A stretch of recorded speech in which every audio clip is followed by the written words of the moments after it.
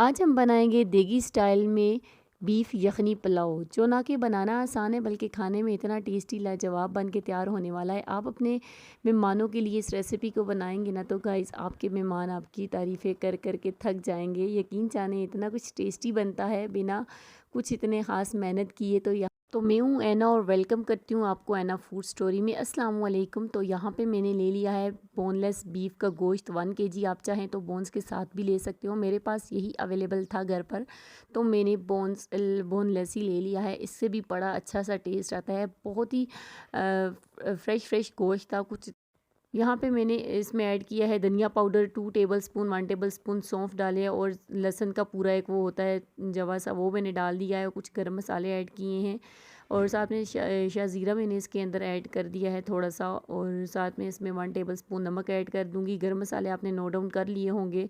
जायफल जावित्री थी और लौंगे थी, काली मिर्चें थी, बादियान का फूल था, मोटी काली इलायची थी, सिनेमम स्टिक की थी। बस क्वांटिटी आपके सामने मैंने रखी, आपने नोट डाउन कर ली होगी। तो अब मैंने यखनी बीफ पुलाव बनाना है तो यखनी के लिए पानी इसके अंदर मस्ट है जाना है, ताकि हमने यखनी भी यहीं से बनानी है और गोश्त में भी अच्छे से कुकड होना है। यहाँ पे मैंने प्रेशर लगा लिया है इसको मैक्सिमम 20 मिनट के लिए। तो यहाँ पे साथ में मैं तैयारी करने लगी थी। प्याज को मैंने कट कर लिया था, एक कढ़ाई ले ली है, उसके अंदर मैंने हाफ कप ऑयल ऐड कर दिया है और साथ में 2 मीडियम साइज़ की रफली चॉप करी हुई अनियन थी वो ऐड कर दिया। अनियन को मैंने जस्ट ब्राउन कर लेना है। यहाँ पे मैं ऑयल की क्वांटिटी फ़िलहाल थोड़ी कम रख रही हूँ क्योंकि जो मैंने इसके अंदर गोश्त डाला है उसके साथ थोड़ा बहुत फैट भी था। और जब ये बॉयल होकर यखनी इसके अंदर जाती है तो फिर ये बहुत ज़्यादा चावल जो है ना बहुत ज़्यादा आयली आयली से हो जाते हैं, वो फिर खाने में अच्छा टेस्ट नहीं देते। इसलिए आपने भी ऑयल की क्वांटिटी पहले थोड़ी कम रखनी है। यहाँ पे बीफ हमारा 20 मिनट के लिए मैंने प्रेशर जो लगा के रखा था इतना ज़बरदस्त कुक हो गया था। अनियन डार्क मैंने लाइट फ्राई नहीं की, इसको मैंने अच्छे से गोल्डन ब्राउन कर लिया है। ठीक है, पुलाव में ज़रा गोल्डन ब्राउन कलर आए तो अच्छा लगता है। यहाँ पे साथ ही मैंने जो बीफ था ऐड कर दिया है।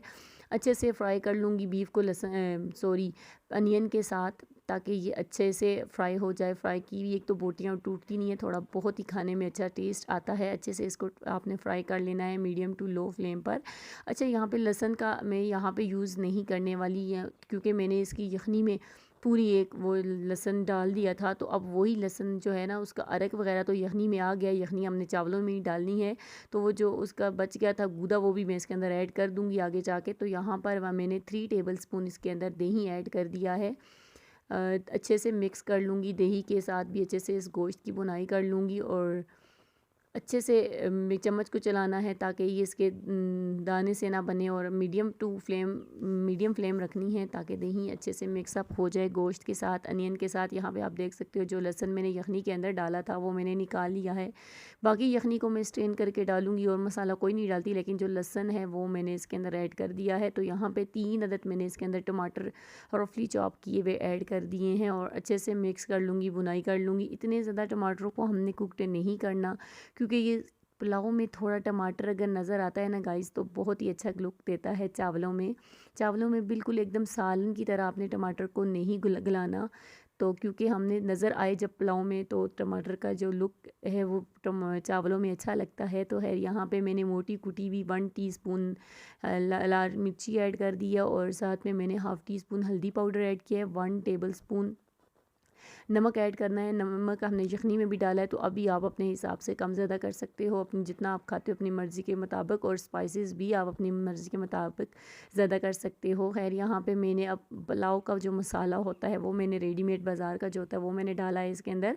तकरीबन 2 टेबलस्पून भर के डाला है। आप अपने हिसाब से डालें, जितना आपको खाना पसंद है आप डाल सकते हो। मैंने यहाँ पे पुलाव मसाला है, मार्केट से इजीली मिल जाता है, आपको भी मिल जाएगा आजकल। तो मैं वो ही डालती हूँ पुलाव में तो बढ़िया सा टेस्ट आता है। और साथ में 3 अदद हरी मिर्चें भी ऐड कर दी हैं तो बहुत ही टेस्टी बनता है। अच्छे से बुनाई करनी है गोश्त की क्योंकि गोश्त ऑलरेडी कुक हुआ है, लेकिन मैंने इसको 90% तक कुक किया है क्योंकि जब मैं इसको बुनाई में भूनूंगी तो तब ये बिल्कुल रेशा रेशा ना हो जाए, फिर वो चावलों में फिर भी अच्छी नहीं लगती बोटी जो है।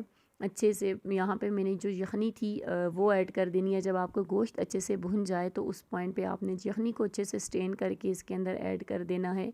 यखनी के साथ बहुत ही बढ़िया सा टेस्ट आता है। आपने भी अगर जब भी बीफ का पुलाव बनाओ तो यखनी बीफ पुलाव बनाया करो, उससे ज़्यादा अच्छा टेस्ट आता है। तो यहाँ पे मैंने ढक्कन दे दिया है ताकि बॉयल अच्छा सा आ जाए पानी में।